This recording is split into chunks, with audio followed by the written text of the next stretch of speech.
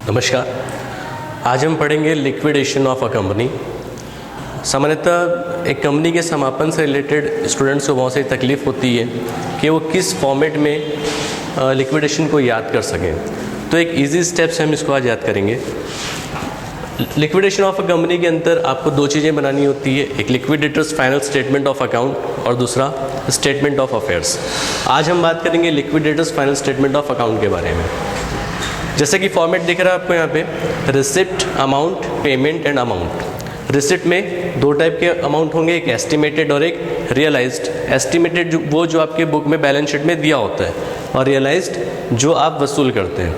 Liquidator एक court की तरफ से अपॉइंट किया गया व्यक्ति होता है जो लिक्विडेशन का काम करता है। लिक्विडेटर जब बैलेंस शीट देखता है तो उसको सिर्फ तीन चीज़ें दिखाई देती हैं, assets, surplus and calls. Assets दो टाइप के एसेट्स हैं, जो उसके पास बैलेंस शीट में रखा हुआ है और एक जो गिरवी रखे हुए हैं कंपनी ने। तो जो एसेट्स उनके पास है वो उसको डायरेक्टली सेल करता है। अगर एसेट्स गिरवी रखे हुए हैं तो जिनके पास गिरवी है उनसे संपर्क करके वो एसेट्स को सेल करवाता है, और जो आफ्टर लोन जो पैसा बचता है वो सरप्लस के रूप में उसको वापस मिल जाता है। तीसरा चीज़ है कॉल्स।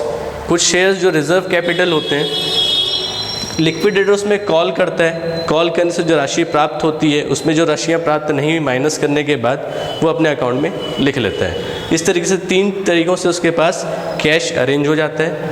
अब इस कैश से उसको लगातार लगातार कुछ पेमेंट्स करने हैं। ये आपको हमेशा सीक्वेंस में करना है। इसका सीक्वेंस आप इधर से उधर नहीं करेंगे। अगर आप सीक्वेंस बिगाड़ते हैं तो आपका आंसर हमेशा गलत आएगा। सबसे पहला खर्च है लिक्विडेशन का एक्सपेंस, जो लिक्विडेशन के डेट के दिन होता है। Then liquidators remuneration. रेम्यूनरेशन के बारे में मैंने यहाँ पे लिखा हुआ है कि लिक्विडेटर को रेम्यूनरेशन दो टाइप से मिलता है, एक मिलता है फिक्स अमाउंट में, दूसरा कमीशन परसेंटेज में। वो दो काम करने आया है, एक रियलाइजेशन का, एक पेमेंट का। तो दोनों ही कार्यों में उसे क्या मिलता है? कमीशन मिलता है। रियलाइजेशन में gross realization and net realization. Gross जितना उसने बेच के टोटल लिया है वो है, और नेट उनमें से खर्चे काटने के बाद जो राशि बचती है वो।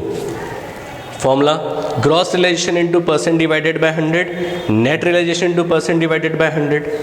पेमेंट में दो टाइप के पेमेंट्स वो कर सकता है, या तो फुल पेमेंट हो रहा है पार्टी को, या तो पार्ट पेमेंट हो रहा है। फुल पेमेंट के केस में payment into percent divided by 100, लेकिन पार्ट पेमेंट में जितनी राशि आप पे कर रहे हैं उसे मानेंगे कि उसमें उसका कमीशन जुड़ा हुआ है। तो जुड़ा हुआ है तो हम क्या करेंगे, उस प्रतिशत को नीचे 100 में जोड़ देते हैं। इसलिए payment into percent divided by 100 plus percent, ये फॉर्मूला आप यूज़ करेंगे।